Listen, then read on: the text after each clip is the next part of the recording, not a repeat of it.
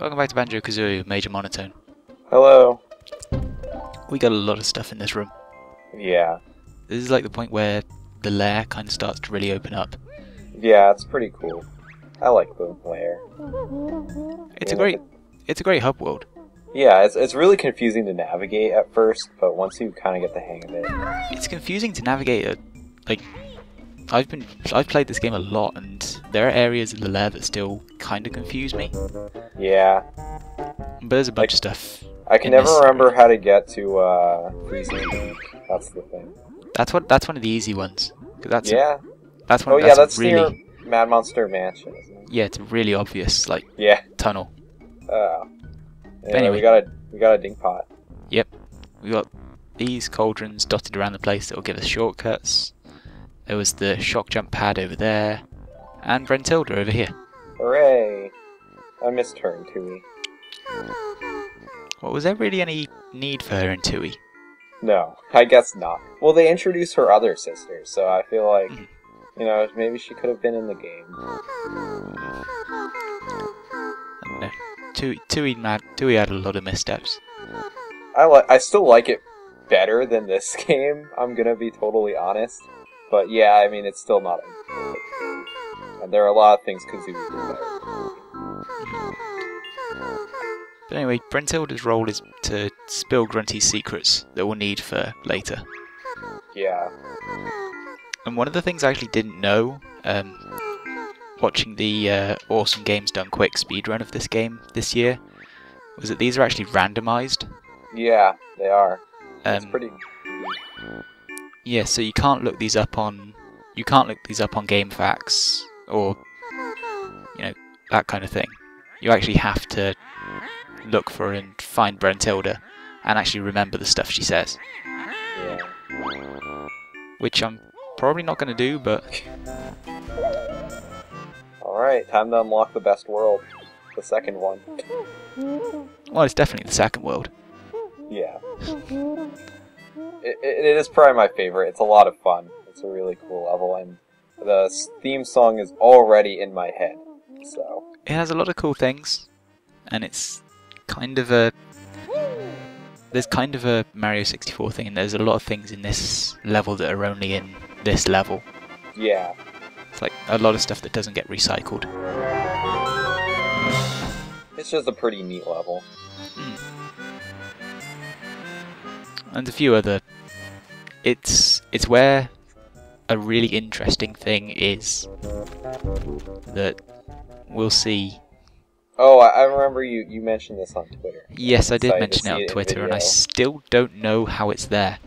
I think that's happened to me before, actually, but I really don't know.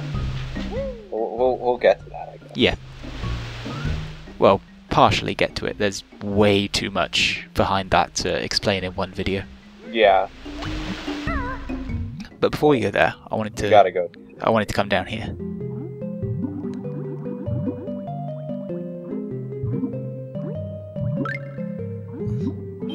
Because in here is the puzzle for the last world of the game. Yep. Right The at the other start. best level. But yeah, it's the puzzle. It's right here. This when I was a kid, this was a big deal to me. Finding this puzzle.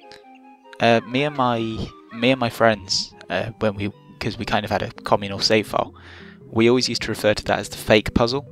Yeah. Because none of us actually ever finished the game as kids. Yeah. Which meant we never found the switch that makes the jiggy point kind of appear. Yeah. So none of us actually knew that was actually the puzzle. When I was a kid, I originally played this game at my cousin's house, and but when I got it for myself, I bought a used copy, so I had a 100% file on there that I would play sometimes. So There are two new lives here, and there's a lot of stuff to do just around the start point. yep, there's the Jinjo. There's our first Ginger, and some ominous music that will be explained later. What up? There's a shark.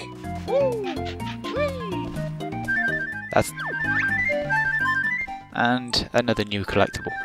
Mysterious red feathers. And we're going to take on the boss of the area straight away. Yeah, he's pretty easy. His name is Nipper. He's pretty great. I like him. Snipper, he owns the beach, and we only have to fight him because Kazooie's rude.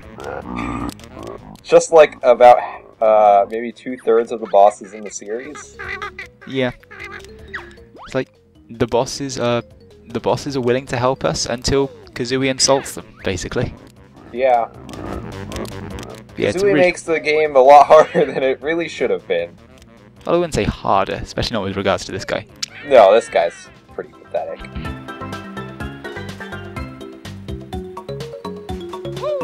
I don't know why I was looking around there. I think oh, I know what I was looking for. But there's a bunch of notes in here. Yeah, so of course you missed it. Yep. And of course, because it was a boss, there is... I'm waiting for it to get on screen. It's just over there in this corner. There we go, Jiggy. You had to keep getting hit by crabs. Yeah, my horrific playing. Also some eggs. But we're on the board. Alright. I think that's our 13th Jiggy. Lucky number 13. And the first one of the zone. Yeah. That's probably the easiest one to get here. There's a couple other easy ones. No, there's a bunch of really easy Jiggies around here. Yeah. I wouldn't say there's any Jiggies in this level that are really hard. Yeah, I'm trying to think and I can't think of too many that are that bad. But yeah, basically any water above any water above any water that you actually have to swim in around this area, you'll trigger Snacker the shark. Yeah, he is terrifying. Yep. And of course, both the extra honeycomb pieces are in Snacker's water. Yeah, there's a bunch of collectibles in the water, like that blue Jinjo earlier. So you're gonna have to deal with him at some point. But yeah, if you're playing this game as a kid, that's pretty much the reason you don't go in the water. Yeah. It's like, I can do without the Jinjo.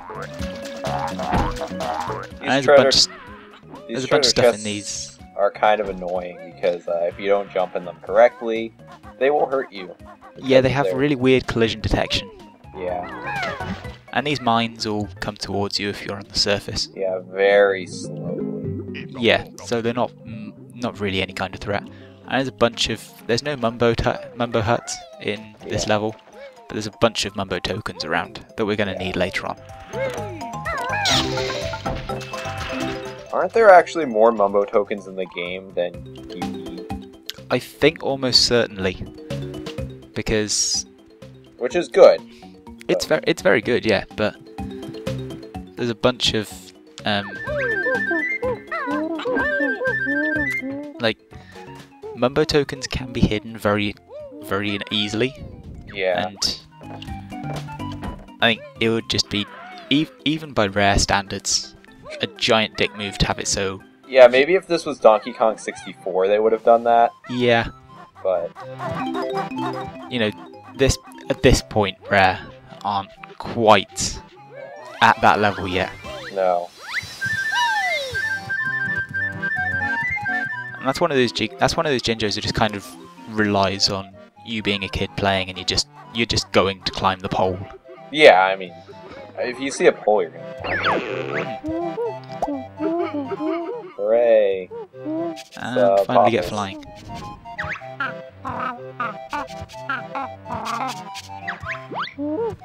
Flying in this game is pretty fun.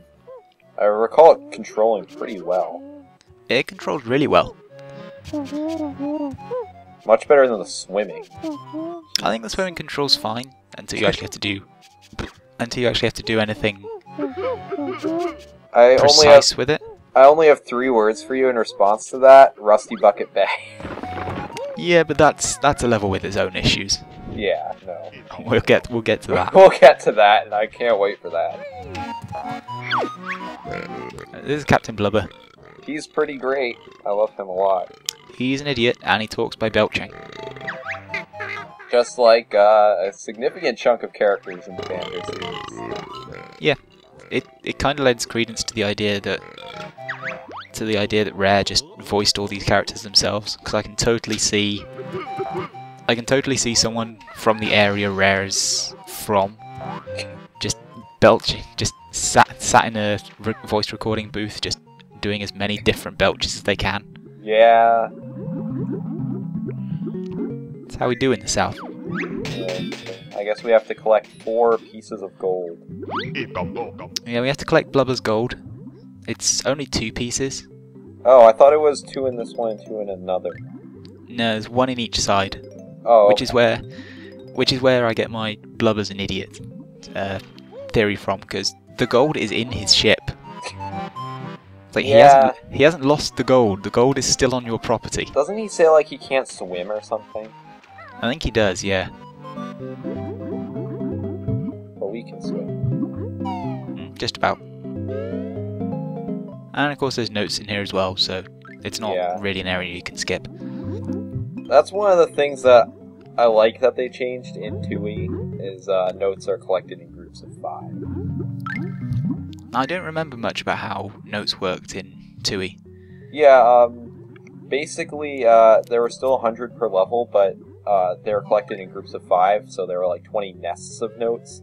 And actually, no, it was less than that, because there was also a treble clef hidden in each level, which was... Oh yeah, I definitely remember that, and the treble clef was worth 20. Yeah. It's like I haven't played much of 2E. All I've really played is the Xbox Live Arcade version. Yeah. And I only played that up to, I think, Glitter Gulch Mine. Yeah, I really like 2E, but, you know, that's just me. A lot of other players. Yeah. Anyway, we give him gold and he gives us gold. Yeah. Fine trade.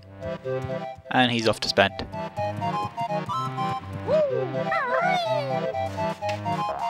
But anyway, I actually have completely forgotten, because I recorded this a little while ago. I can't actually remember where we're going now. Okay. Oh, there it is. But first we have to talk to Bobbles. Yeah. This is probably my favourite skill in the game. Yeah, this one's pretty great. I mean, it's really simple. It's just a high jump. It's a situational high jump, and it allows Rare to get a lot of interesting stuff around. Yeah, because once you start your high jump, you can kind of angle it like that. Yeah. And it's really neat. So there's a few puzzles with that later on. But you don't actually need it to get around here. No. But it's more fun. It's more fun, but it's also more time consuming. And the noise isn't. And the noise is one I have some trauma from childhood over. And here's a Jiggy that's just right out in the open. Yep. Although you do need the shock jump pad to get it. Yeah, but I mean the bottles that's teaching you shock jump is right there. It's your freebie to go along with the move. Yeah. But I think there's one like that for the flying too. Yeah. There's actually a few of those. I think there's 2 of those for flying. And we need flying to get Jinjo as well, and a bunch of notes. Yeah. I think we're scaling this tower next. That makes sense. Yeah. Very exciting power plant. Yeah, it's... Rare do love these spiral-like things. Yeah, I don't know what their deal is with it. Oh, I like this Jiggy. This is probably one of my favourite Jiggies in the game. Yeah. But we're going to start it and then pretty much abandon it straight away. Hooray. Because there's notes here. Yeah, those are the most important things. Screw Jiggies.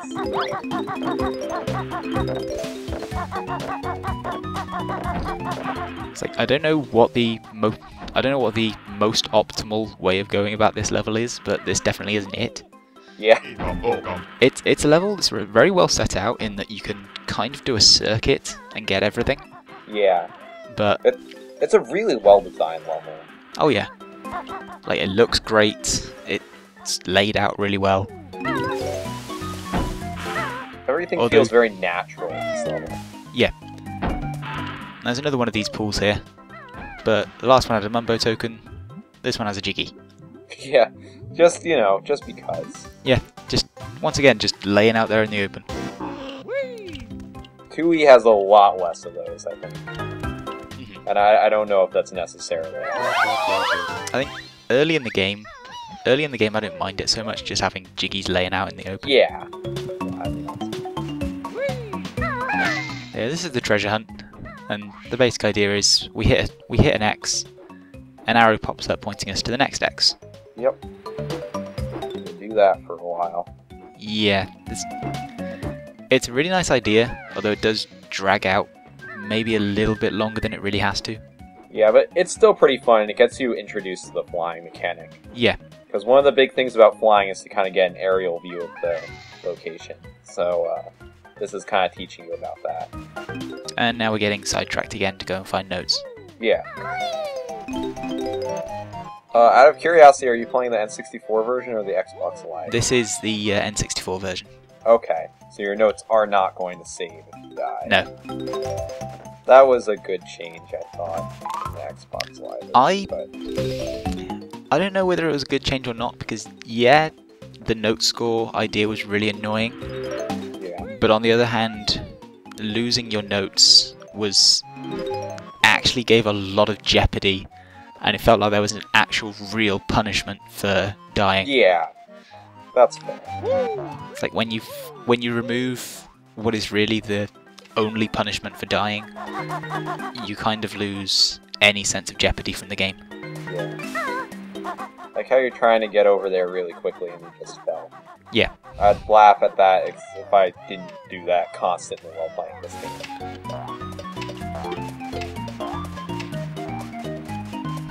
But yeah, since there's nothing else going on, let's talk about Sharkbait Island over there.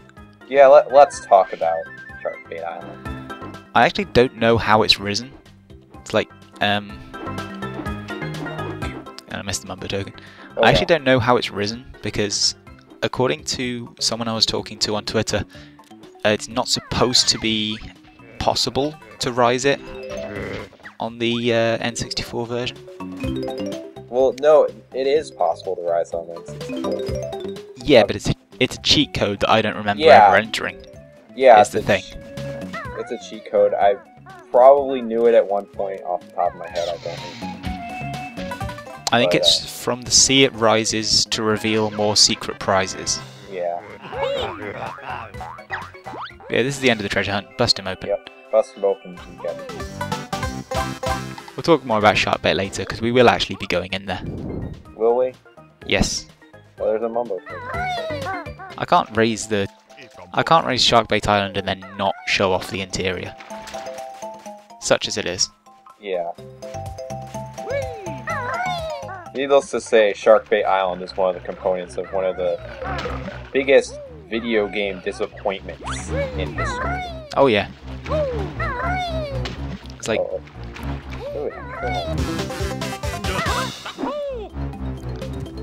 I don't think I'm going in there now.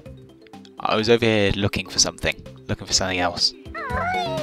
Because there is a crate out in the ocean that has the second extra honeycomb piece on it. Yeah. And the FAQ I was checking to remind myself of these wasn't. It's not that clear of where the actual crate is. Well, I mean, this game doesn't have any kind of map, so the most you can really say it's out in the ocean on a crate. Yeah. There's and there's a lot of crates out in the ocean. Cleaning out that Mumbo token. And are we going down here? Yeah, I think we're going down here. Ah, I like that guy. That's Leaky. Leaky the bucket. There's a hole in my bucket. Realizing. I need to fart some eggs into him. Yeah, it's really important to fart eggs into your bucket to fix it. Yep. And now just by existing. Yeah. Piece of water. Somehow Leaky can then drain the water. Anyway, And of course there are more notes on the roof.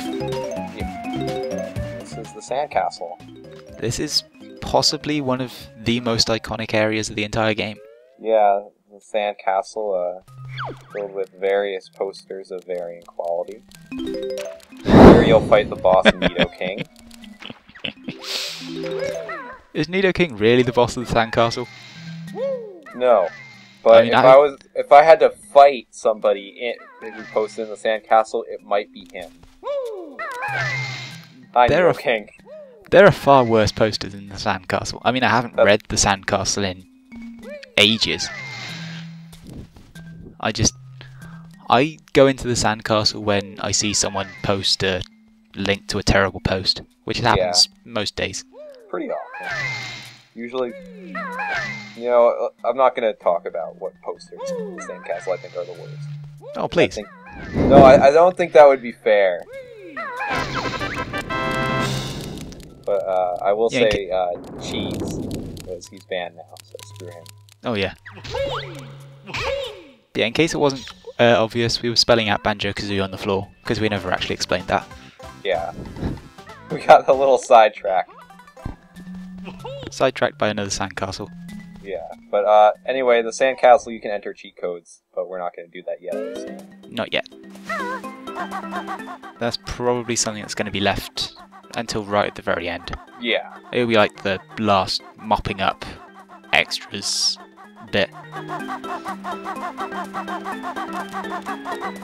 I mean, some of them are gameplay related, some of them are just kind of fun. Like, I think there's a Big Head one, because that was a staple of N64 games. Yeah, DK mode. Yep. As it was in GoldenEye. Yeah. And I think another rare players of, you know, people of my generation kind of have grown up referring to that as DK mode. Yeah, I never had GoldenEye growing up, so to me it was just Big Head mode. I think that's what it's called in this game, and I think also in Spyro. You missed! This is quality gameplay. Quality gameplay you'll only find in NJSY Cora's Banjo-Kazooie. There's been plenty of actual quality game playing in my own. Yeah, no, before. I mean, you're fine at this game. Everyone makes mistakes. That's what I get for going with style. Yeah, another Jiggy just lying in the open. Yeah, but I mean, you might like hurt yourself a little on the team, so it's you might. One of the more treacherous Jiggies in this area. You might lose one honeycomb piece. Maybe two if you're incompetent, like me. Or if you can't deal with the collision detection, because it is an N64 game. Hooray! But we need to go into this area again, because there's something else on the other side. Yep. And this is the lighthouse area, right? Yep. I really like the lighthouse, it's a cool set piece. Lighthouses are really cool. Just this whole area, really. I just like lighthouses in general. Yeah. Like the cool areas.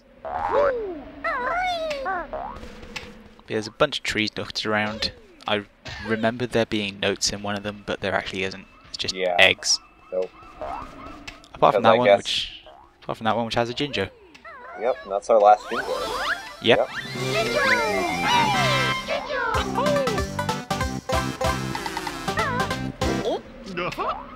But another thing about this area is it's peaceful. Yeah. It's like the music doesn't play here. Yeah. And it's one of the other cool things about leaving this area, which I think I show off. I can't remember. But you're just up away from the rest of the level. Yeah. And getting to enjoy the N64's draw distance. Or lack thereof.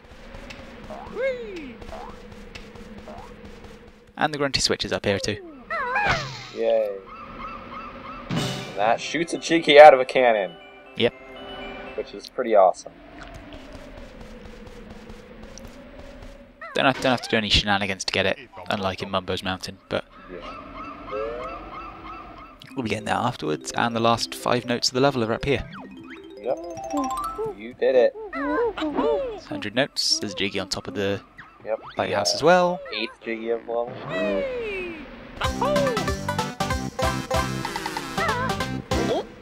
9th.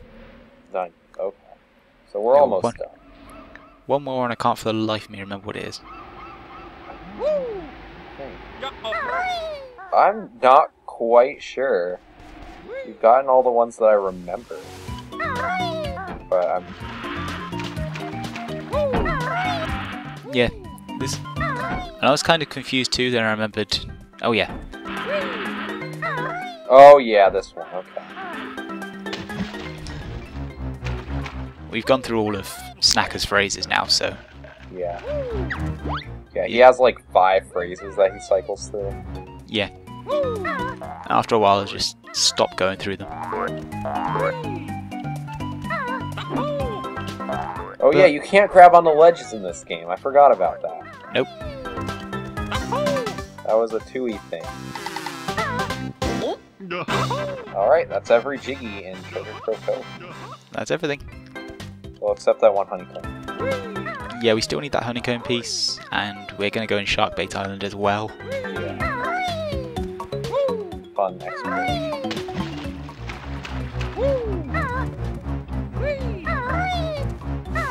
Sharkbait Island, I might as well talk about it some more while I'm looking for the honeycomb.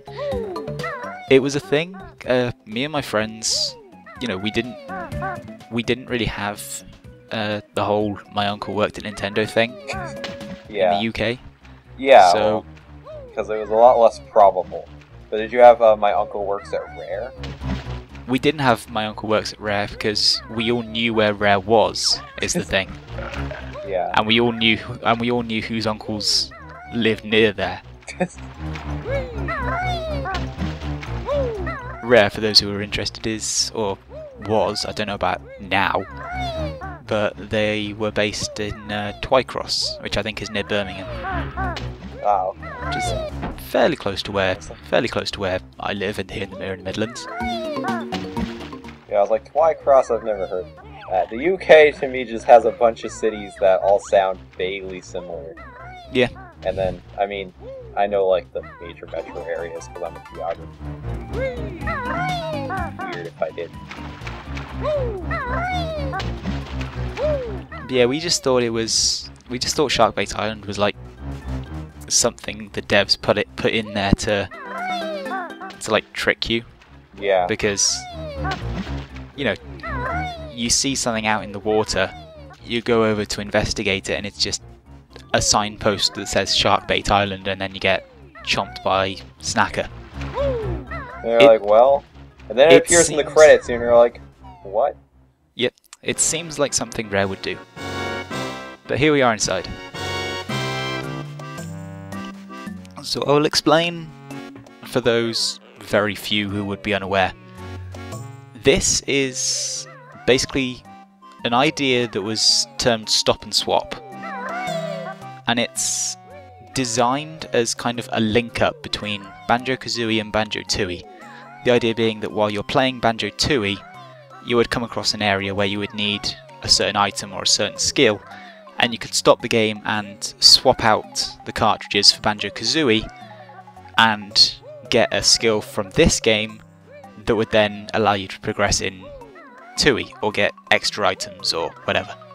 It was a really cool idea, but then there was a problem because, as it turns out, they changed a part of the N64 architecture, so it didn't work anymore.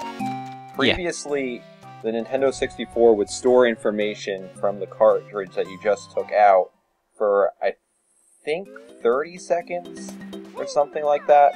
Kind of similar to how the PlayStation 1, you could take the game disc out and put in a audio CD and change the music in the game when it didn't require loading from the disc. Yeah, but eventually they changed the N64's architecture, and it only kept the data for a fraction of a second. And so stop and swap was a thing, because it just didn't work anymore. But there are 6 stop and swap locations dotted throughout the game. There are 3 really famous ones. Yeah. And 3. the items are still there, but for a lot of them there's no real way to unlock or otherwise access them. Yeah. It was, however, brought back for the Xbox Live Arcade release.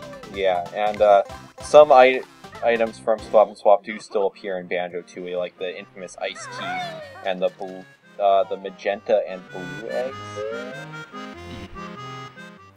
But yeah, in the Xbox Live Arcade version, if you get stop and swap items and then you're playing Banjo-Kazooie Nuts and Bolts and it detects you have a Banjo-Kazooie save file, it will find the stop and swap items, and it will give you some special items to use in building vehicles. So yeah. Stop and swap did eventually happen, but not took a while. It took a very long while and wasn't really in the way it was originally intended. Yeah, I guess that's it. So yeah, we got another cauldron, and that's just about going to do it for this area. Next level's up here. Bye.